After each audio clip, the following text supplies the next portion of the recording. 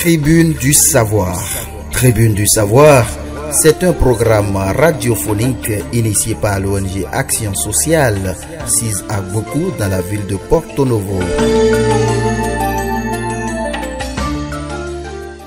Amis du bout des ondes, aimables amis, auditeurs et auditrices de l'émission Tribune du Savoir, mais bonsoir, bienvenue sur votre émission de l'éducation sociale et financière, une initiative de l'ONG Action Sociale en partenariat avec Aflatoon International et la Loterie Nationale des Pays-Bas. Tribune du Savoir de ce soir, c'est une fois encore avec des invités. En studio, je suis entouré de Nadège Koudialé, elle est superviseuse des facilitateurs du projet d'autonomisation des adolescents grâce aux compétences de vie et à l'éducation financière dénommée NPL. Nadège Koudialé, bonsoir. Bonsoir, monsieur Fillon. Alors, de l'autre côté, j'ai Edwige Todagban Lanvedou, elle est responsable du projet NPL au sein de l'éducation sociale. Edwige, bonsoir. Bonsoir, monsieur Fillon. Eh bien, chers amis du bout des ondes, c'est un plaisir de vous savoir nombreux à l'écoute de l'émission Tribune du Savoir sur la radio scolaire et éducative émettant depuis Adjara. Ce soir, nous allons donc faire en quelque sorte le bilan de ce projet que vous connaissez déjà. Ça fait 5 mois que nous en parlons ici sur la radio à travers cette émission. Et nous sommes pratiquement au terme de l'année 2 d'exercice donc de ce projet. Nous allons donc en faire le point avec vous, chers amis du bout des ondes, et projeter les perspectives dans la mesure du possible pour l'année 3 de ce projet-là. C'est donc de cela qu'il sera question. Et d'entre deux jeux, je voudrais donc demander à mes invités quelles sont les impressions de façon globale après 5 mois d'activité, d'intenses activités, il faut le dire, dans la mise en œuvre du projet NPL. Alors, quelles sont les impressions à l'arrivée, puisque nous sommes pratiquement à l'arrivée à présent? On peut bien parler d'impressions. Edwige? Oui, bonsoir monsieur Fidel. Alors, comme impression, disons que nous sommes satisfaits, vraiment satisfaits du travail qui a été fait. Et nous avons atteint les objectifs, c'est surtout ça. Nous avons atteint les objectifs et nous sommes vraiment contents. Actuellement, nous sommes en train de faire le bilan. Puisque nous avons fini les activités d'animation sur le terrain. Donc, nous sommes à l'heure du bilan à l'ONG. Et vu le bilan qui se dessine, c'est qu'on a atteint les objectifs. D'accord, c'est la parole de la responsable du projet, la même impression pour la superviseure que vous êtes, Nadège Koudialé. Oui, pour compléter ma collègue, je vais dire que c'est vrai que ça n'a pas été vraiment facile, nous avons rencontré des difficultés, mais nous avons quand même pu relever le défi et voilà, les objectifs ont été atteints.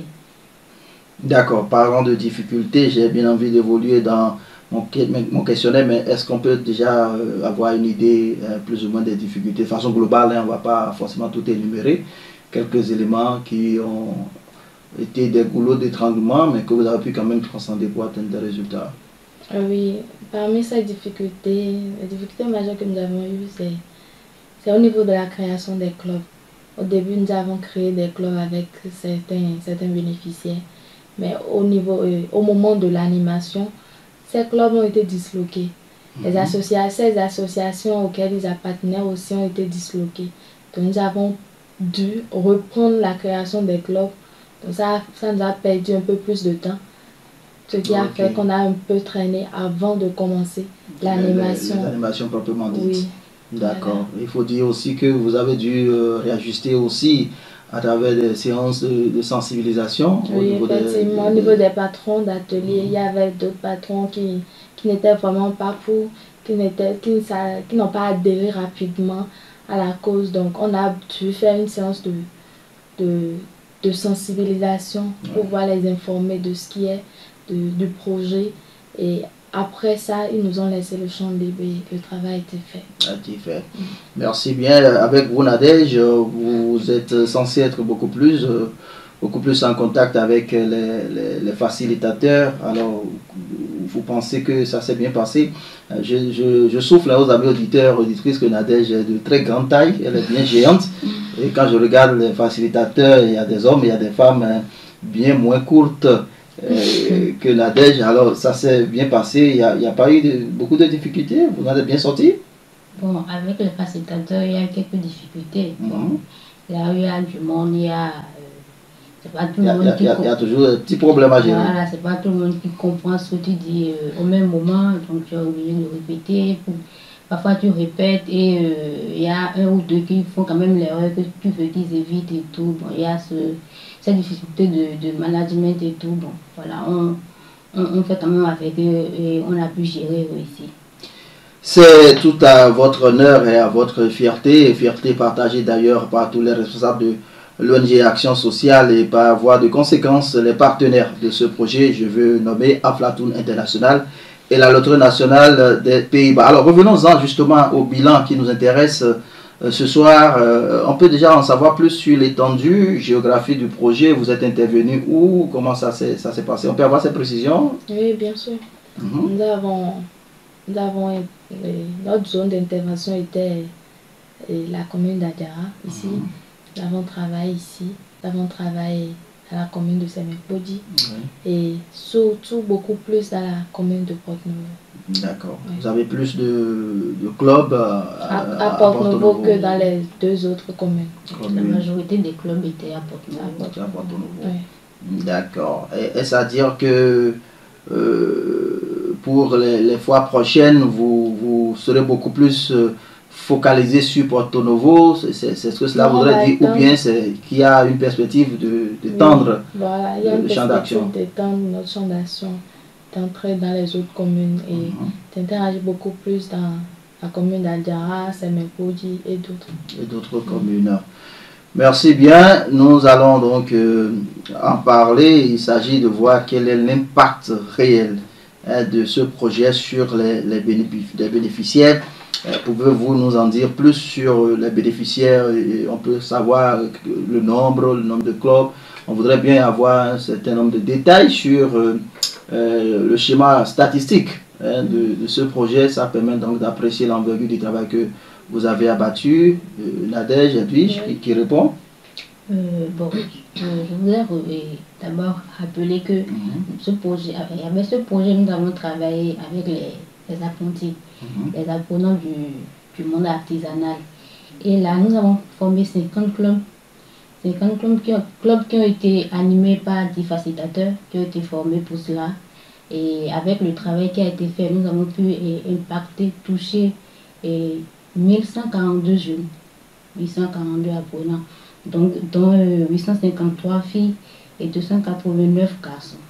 Ce qui me semble quand même assez, je veux dire, énigmatique, mais en même temps très réconfortant avec ce projet, c'est que d'abord l'ONG Action Sociale a choisi une cible particulière, des artisans, des apprentis artisans. Mais je vois qu'il y a beaucoup plus de filles que de garçons.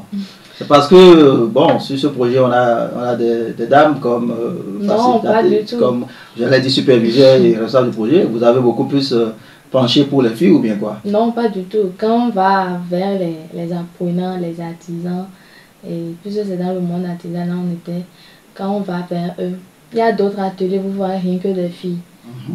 Par contre, il y a même d'autres ateliers, vous voyez rien que des garçons.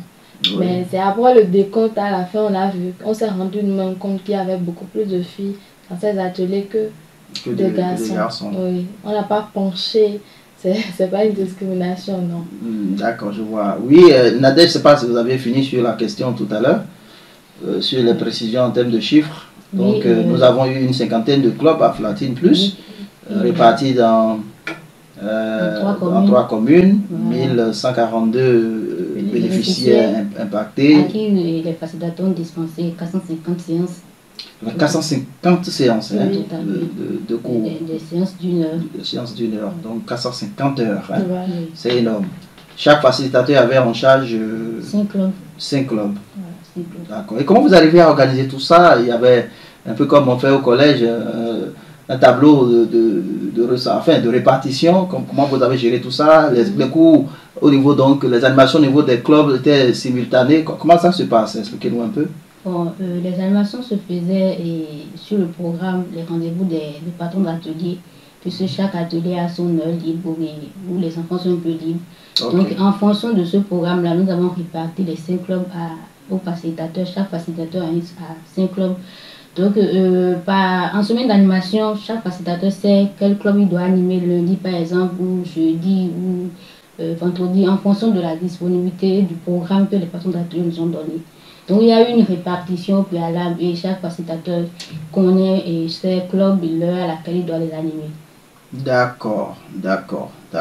Donc, je pense que c'était donc dans une dynamique d'harmonisation. S'il fallait réajuster, vous réajustiez, et ça permettait aussi bien aux facilitateurs qu'aux patrons d'atelier de s'entendre sur le minimum pour pouvoir atteindre les objectifs. Merci beaucoup. Voilà donc pour ce qui concerne le point, les statistiques, j'allais dire, de la mise en œuvre donc, de ce projet qui, il faut le dire, a été très bien accueilli par les artisans de façon générale et qui en redemandent d'ailleurs. Je profite déjà pour annoncer à tous les amis auditeurs et auditrices de la radio scolaire éducative qu'ils ont la possibilité de nous appeler en direct sur cette émission sur le 90 75 75 60 ou 98 08 06 08. Je reprécise les 90 75 75 60 ou le 98 08 06 08 pour des questions ou des apports par rapport donc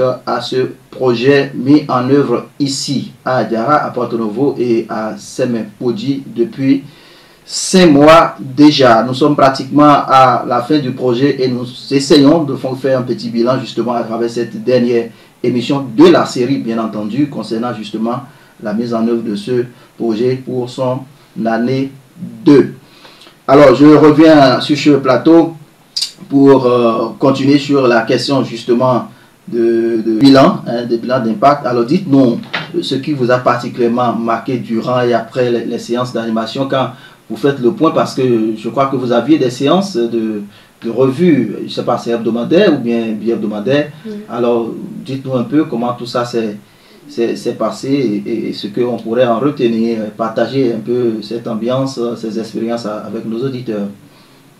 Alors, nous avons l'habitude de faire déjà une séance de mise au point à la fin de chaque semaine d'animation, chaque vendredi avec nos facilitateurs, les 10 facilitateurs à l'ONG. Donc, au cours de cette séance, nous avons de très bons retours portant sur les enfants, c'est-à-dire sur le changement qu'il y a eu au niveau des enfants. Au début, il y a d'autres qui étaient tellement timides, qui n'aimaient pas sortir de leur coin et tout. Mais à la fin, après quelques séances d'animation, on avait déjà des retours, déjà avec les patrons qui disaient « Ah, mes enfants ont changé, mes enfants, telle personne n'était pas comme ça, ils n'agissaient pas de telle manière. Et après vos séances, après vos conseils, ils ont changé leur manière d'agir, de parler, d'accueillir les clients et tout. » Donc, on a eu ce retour. De l'autre côté aussi, du côté financier, on a eu aussi des retours à ce niveau. Parce que les enfants ont reçu une autre mentalité de voir l'argent, de voir la façon de dépenser et tout. Donc, ils savent maintenant comment gérer, comment planifier leurs revenus et tout. Et ils ont même déjà des idées de projets, de commerce, comment s'organiser pour avoir un avenir meilleur, comment organiser leurs revenus, leur commerce, leur apprentissage, tout ça. Donc nous avons vraiment de très bons retours, ce qui est vraiment satisfaisant. Et ça nous... Ça ragaille à dire. Oui, vraiment. Ça donne du tonus au cœur. Ouais. Voilà. Ben, je pense que c'est déjà ça. Moi-même, je peux en témoigner. Je l'ai dit à plusieurs fois sur ce plateau que nous avons fait des séances d'auto-évaluation qui nous ont permis justement d'aller vers les bénéficiaires, d'aller vers les clubs à Flatine au niveau donc des différents ateliers d'animation pour poser la question aux bénéficiaires qui étaient vraiment enthousiastes à l'idée donc de témoigner sur les bienfaits de ce projet. Beaucoup l'ont fait. Nous avons d'ailleurs fait des capsules vidéo qui passent aussi bien sur la chaîne YouTube de l'ONG Action Sociale que sur notre site internet actionsocialeong.org. Voilà qui est dit. Nadège Koudjalé, je ne sais pas si vous avez quelque chose à ajouter par rapport à l'état d'âme donc de vos apprenants, de vos bénéficiaires. Oui, bon, pour compléter ce que Madame Lambello a dit, oui. Nous avons eu déjà des clubs à la fin des séances qui ont pris l'initiative de faire des épargnes communes. Et il y a aussi d'autres clubs qui se sont engagés à mettre en place des idées d'entreprise financière, de l'élevage, pour pouvoir faire la pratique de tout ce qu'ils ont appris. Et ça nous fait vraiment plaisir, ça prouve que le message est passé et que voilà, ils auront pris vraiment conscience de tout ce qu'on leur a enseigné. D'accord, ça fait vraiment plaisir. J'ajouterais qu'il y en a même chose, je vais dire, inédite dans notre pays. Généralement, quand on bénéficie d'une formation, on s'arrange pour que les autres ne soient pas au courant, on garde ça pour soi. Mais moi, j'ai entendu des bénéficiaires lors donc, des séances d'enregistrement des témoignages de dire qu'ils souhaitaient que bien, cette formation-là puisse donc s'étendre aux autres apprentis qui n'ont pas eu le privilège et la chance donc, de bénéficier de ces séances d'animation des clubs Aflatine Plus, et même que cela aille au-delà même de leurs camarades pour que même leurs propres apprentis plus tard en bénéficient. Je pense que c'est des indicateurs clés qui montrent que le message est passé, parce qu'entre autres valeurs que l'on apprend à ces enfants dans le cadre donc des curricula Aflatine, c'est le sens du partage, c'est le sens du travail en cohésion, et je pense que ce message-là est passé, n'est-ce pas? Oui, bien sûr, c'est passé, et sur nos 450 séances d'animation que nous avons, disons, sur 100, nous avons au moins 64,87% des enfants qui sont vraiment satisfaits des enseignements reçus. Ils sont vraiment satisfaits, comme vous l'avez dit. Ils veulent vraiment que nous élargissons notre plan, notre champ d'intervention. Oui. D'accord. J'allais oublier, hein. Vous n'avez pas fini? Oui, allez-y. C'est bon. J'allais oublier, au-delà des apprentis, est-ce que vous avez pu quand même impacter du monde au-delà justement de votre cible naturelle par rapport donc à vos objectifs de départ? Est-ce qu'il y a eu donc un impact sur des cibles indirectes? Voilà. Oui, effectivement, nous avons eu de l'impact sur les cibles indirectes, comme d'abord déjà les patrons d'ateliers. Nous avons eu de l'impact sur eux, les patrons d'ateliers, même les clientes. Ah d'accord, même les clients. Oui, il y a beaucoup de clientes quand ils viennent et nos facilitateurs sont en animation. Ils font plus de temps prévu avec eux pour voir juste écouter ce que... Voir le message qui passe. Voilà, le message. Et parfois, c'est eux qui animent même plus. Parfois, c'est eux qui animent et ils posent beaucoup plus de questions pour en savoir plus. Mais comment on peut... on a pu les toucher, ils ont pu gagner beaucoup de choses à travers ces enseignements au cours de ces séances-là. Merci Nadège Koudialé, je vous ai vu sur les comptes rendus dans nos plateformes de travail au niveau de l'ONG Action Sociale, au contact des bénéficiaires et même des patrons. J'ai vu qu'il y a même eu carrément des séances plus ou moins bien animées, de revoir, on va dire, pour les clubs où c'était pratiquement les dernières séances. Qu'est-ce qu'il en était? Il faut nous faire revivre ces ambiances-là, parce que j'ai pu comprendre que les apprenants étaient vraiment enthousiastes et qu'il y a eu des choses. Moi, je veux comprendre. Effectivement, ils étaient vraiment très contents. Et pour marquer la fin des séances d'animation, il y a certains clubs qui ont prévu, il y a certains clubs qui ont organisé comment je vais dire, les ballets, oui, les chorégraphies, les chants. Comment dire, ils ont fait des sketchs, ils ont fait des animations, des danses, des chorégraphies. L'ONG et Aflatine International, il y en a même qui ont fait des pique-niques et tout pour pouvoir quand même marquer la fin des formations, parce qu'ils étaient vraiment contents de tout ce qu'on leur a donné. Ça c'est très bien, c'est bien intéressant. Et moi, avant donc, nous sommes déjà à quelques minutes, à moins d'une dizaine de minutes de la fin de cette émission. 30 minutes, ça passe très vite.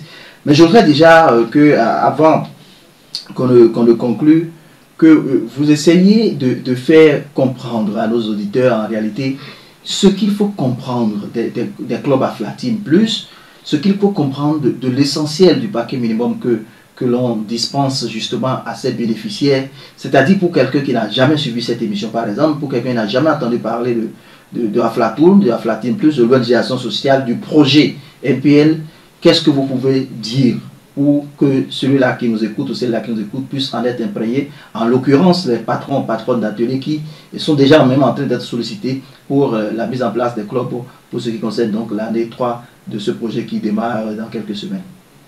Oui, bon. Concernant ce projet, nous pouvons leur dire que d'abord, c'est un projet qui vient de naître au Bénin.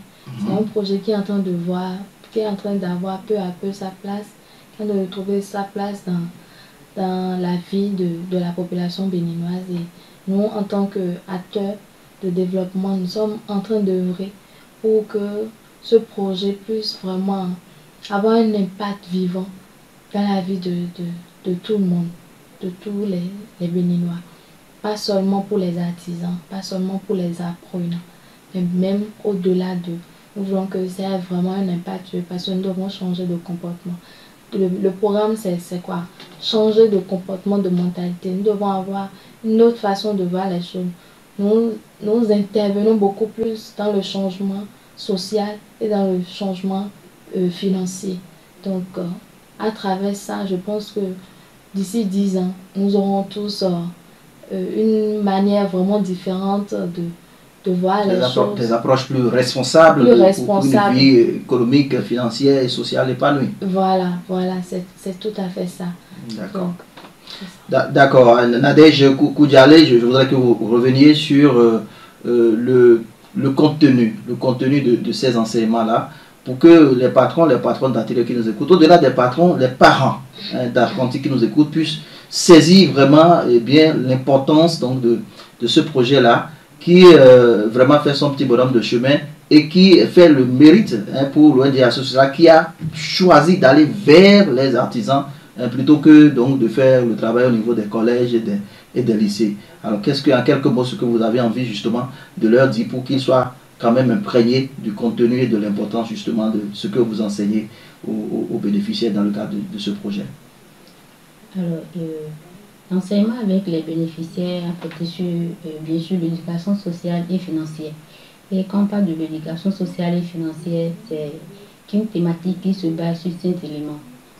5 grands éléments, à savoir le premier, la compréhension et l'exploration personnelle. Un peu comme le connais toi-même de l'autre.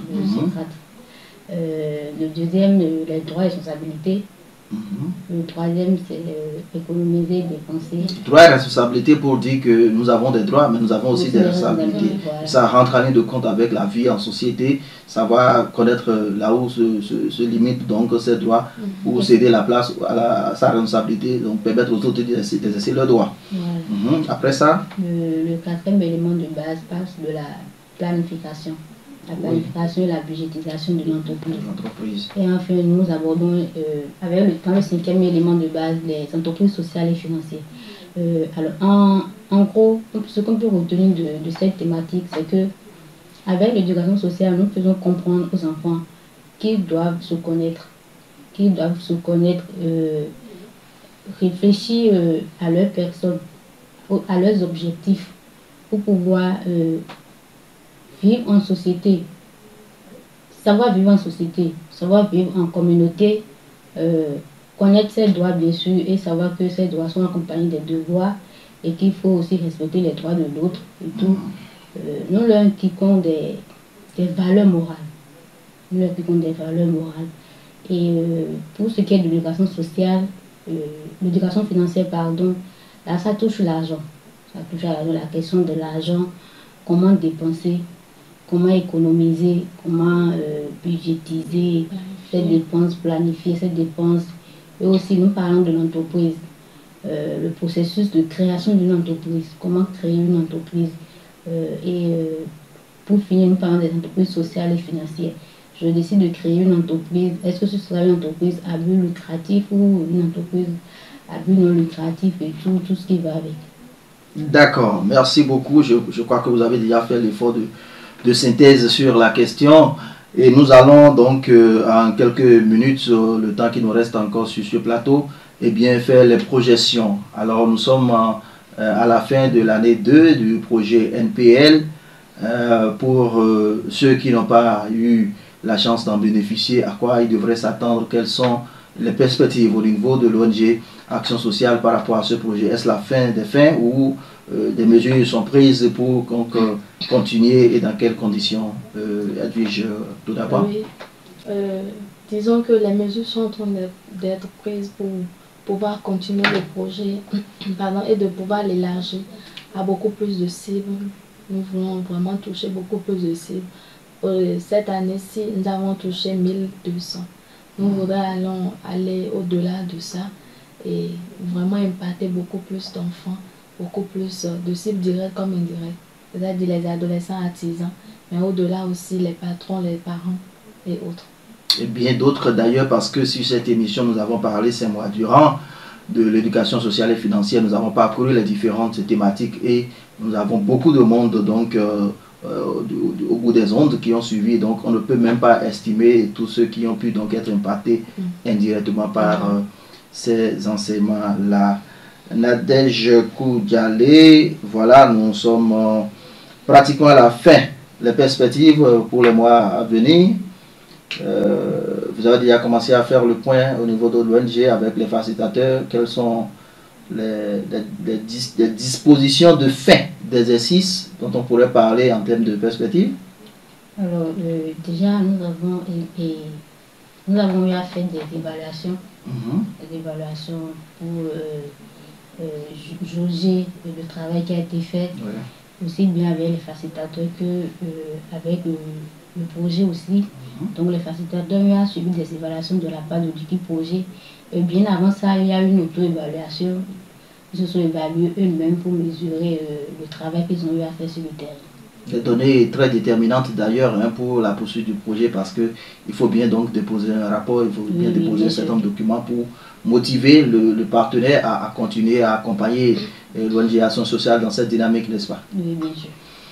D'accord, merci beaucoup à Nadège Koudialé, merci à Edwige Todagban Lamvedou, respectivement superviseur des facilitateurs et responsable du projet autonomisation des adolescents grâce aux compétences de vie et à l'éducation financière, une initiative de l'ONG Action Sociale grâce au partenariat avec Aflatoon International et la Loterie Nationale des Pays-Bas. Merci à la radio scolaire et éducative pour l'accompagnement. Je remercie particulièrement Jean Jaurès à Yadokou pour le soutien technique de ce soir. C'est tout pour Tribune du Savoir de ce jeudi. Ce ne sera pas la fin du projet car nous espérons continuer très rapidement avec l'année 3 avec de belles perspectives.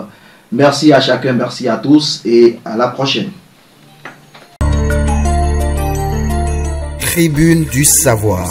Tribune du Savoir, c'est un programme radiophonique initié par l'ONG Action Sociale, 6 à Boku dans la ville de Porto Novo.